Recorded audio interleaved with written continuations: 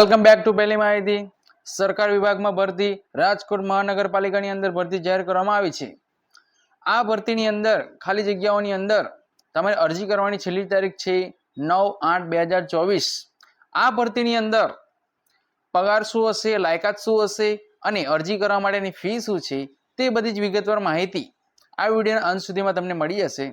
તો સૌપ્રથમ આપણે જગ્યાની વાત કરીએ તો પહેલી જગ્યા છે, પહેલી પોસ્ટ છે કોમ્યુનિટી ઓર્ગેનાઇઝર। કોમ્યુનિટી ઓર્ગેનાઇઝેશનમાં કુલ એક જ જગ્યા છે જે બિન અનામત છે, બિન અનામત એક જ જગ્યા છે। પછી વર્ક આસિસ્ટન્ટ સિવિલ જેમાં કુલ 11 જગ્યાઓ છે, જેના અંદર આર્થિક રીતે નબળા વર્ગોના 5 જગ્યા, પછી ઓબીસી માટે 2 જગ્યા, પછી એસટી અને એસસી બંનેની અંદર 2 જગ્યાઓ છે। પછી મહિલાઓની અંદર આર્થિક રીતે નબળા વર્ગોની 1 જગ્યા છે અને દિવ્યાંગ ઉમેદવારો માટે આ પોસ્ટની અંદર 2 જગ્યા છે અને માજી સૈનિક માટે પણ 1 જગ્યા છે। આ રીતે ટોટલ 11 જગ્યાઓ છે।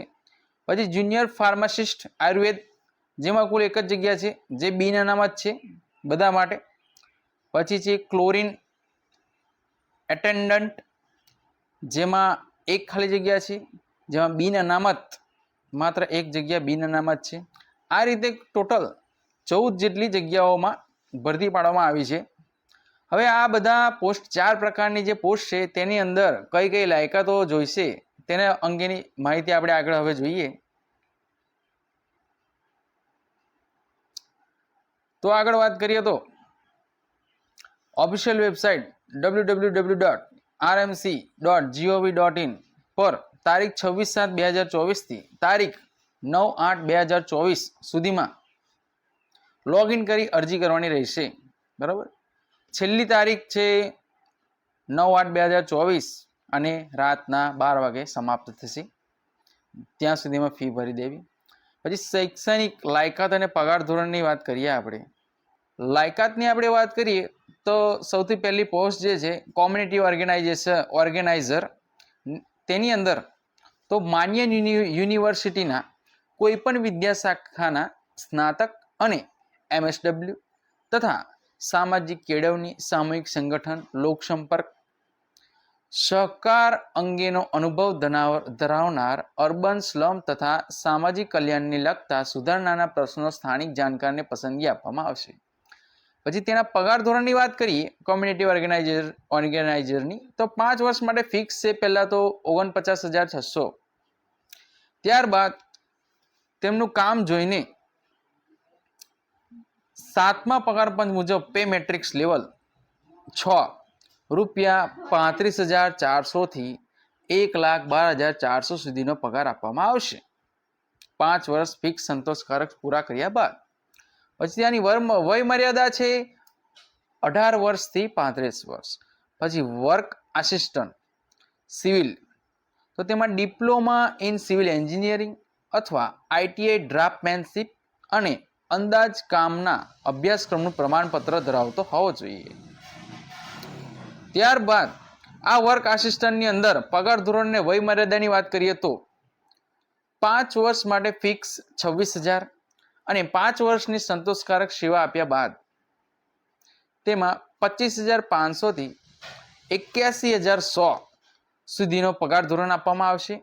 ત્યાં વય મર્યાદાની વાત કરીએ તો 18 વર્ષથી 33 વર્ષ।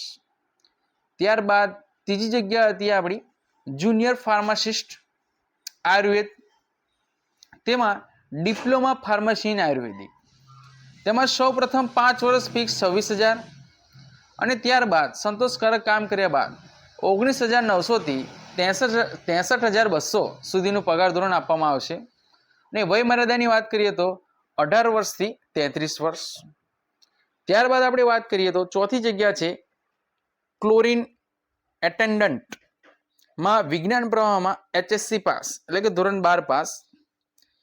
તેમાં પગાર ધોરણની અને વય મર્યાદાની વાત કરીએ તો 5 વર્ષ માટે ફિક્સ 26,000, ત્યારબાદ સંતોષકારક 5 વર્ષ માટે કામ કર્યા બાદ 19,900 થી 63,200 સુધીનો પગાર આપવામાં આવશે। વય મર્યાદા છે 18 વર્ષથી 33 વર્ષ। ત્યારબાદ આપણે વાત કરીએ તો આરક્ષિત વર્ગો જે છે તે લોકોને 5 વર્ષની છૂટછાટ આપવામાં આવશે વયમર્યાદામાં. પ્લસ જો મહિલા હશે તો મહિલા અનામત માટે બીજા 5 વર્ષ એટલે કે 10 વર્ષનું જે છૂટછાટ આપવામાં આવશે વયમર્યાદામાં. બીજી વસ્તુ તેની ફીની આપણે વાત કરી લઈએ તો બિન અનામત અને બિન અનામત મહિલા ઉમેદવારોએ પરીક્ષા ફી પેટે 500, બરોબર. જનરલ કેટેગરીના પુરુષો અને મહિલાઓ માટે 500 અને અન્ય કેટેગરી પ્લસ માજી સૈનિક ટોટલ મહિલાઓ બીજી કેટેગરીના ઉમેદવારો બધા માટે 250 રૂપિયા ફી રાખેલી છે, જે ઓનલાઈન માધ્યમથી મહાનગરપાલિકાની વેબસાઇટ પર જ ભરવાની રહેશે. અને નિયત લાયકાત પ્રમાણે તમારે ફોર્મ અરજી કરવાની. જો લાયકાતને બધું મેચ નહીં થતું હોય તો તમને કોઈ પણ સંજોગોમાં ફી તમને રિફંડ થાય નહીં અને ગેરલાયક ઠરશો તો તમારું ઉમેદવારી પત્ર રદ કરવામાં આવશે. બીજી વાત કરીએ તો દિવ્યાંગતાની અંદર અલગ અલગ કેટેગરી આપેલી છે A, B, C, D અને E, બરાબર. તે દિવ્યાંગતા પ્રમાણે તમારે તમારી દિવ્યાંગતા અરજીની અંદર ઓનલાઈન ફોર્મમાં તમારે તેની ટકાવારી સાથે તેને દર્શાવવાની રહેશે. પછી જે તમે પોસ્ટ હશે તેના પ્રમાણે તેનું જે ટેસ્ટ લેવાનો હશે એ નાનો ટેસ્ટ તમારો લેશે, બરાબર. ત્યારબાદ તમને યોગ્ય ગણવામાં આવશે.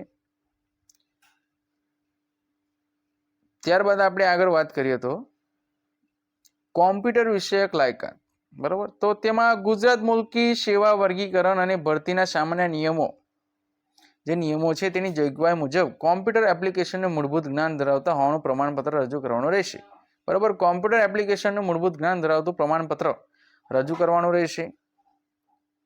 ત્યારબાદ ગુજરાતી અને હિન્દી ભાષાનું પર્યાપ્ત જ્ઞાન ધરાવતો હોવો જોઈએ ઉમેદવાર. આટલી વાત કર્યા બાદ આગળ જે જરૂરી માહિતી છે આપણે જાણવાની તેની વાત કરીએ તો ઉમેદવાર ઓનલાઈન અરજી ફોર્મમાં જે પાસપોર્ટ સાઇઝનો ફોટો અપલોડ કરેલ હોય તે ફોટોગ્રાફની વધુ કોપીઓ પોતાની પાસે રાખવાની રહેશે અને ભરતી પ્રક્રિયા, લેખિત પરીક્ષા, ઇન્ટરવ્યૂ વગેરે સમયે તેઓ ફોટોગ્રાફ રજૂ કરવાનો રહેશે, બરાબર. આ રીતના તબક્કા હશે. બીજું તેમના જે સર્ટિફિકેટો છે, ડિગ્રી સર્ટિફિકેટ ને તે બધા, તો જ્યારે મંગાવવામાં આવે તે ટાઈમે તેમને હાજર રાખવાનું રહેશે. તો આ રીતની ભરતીની જાહેરાત કરવામાં આવી છે, બરાબર. તો છેલ્લી તારીખ સુધીમાં જે ઉમેદવારો ભરવા માંગતા હોય તે લોકોએ ભરી દેવા. તો આ રીતની ચોક્કસ માહિતી મેળવવા માટે આ યુટ્યુબ ચેનલ સબસ્ક્રાઇબ કરો અને જો વિડીયો ગમ્યો હોય તો તેને લાઇક કરો અને જરૂરી લાગતા વળગતા ઉમેદવારોને આ વિડીયો શેર કરી દો, જેથી કરીને તેઓ પણ આ માહિતી મેળવી શકે.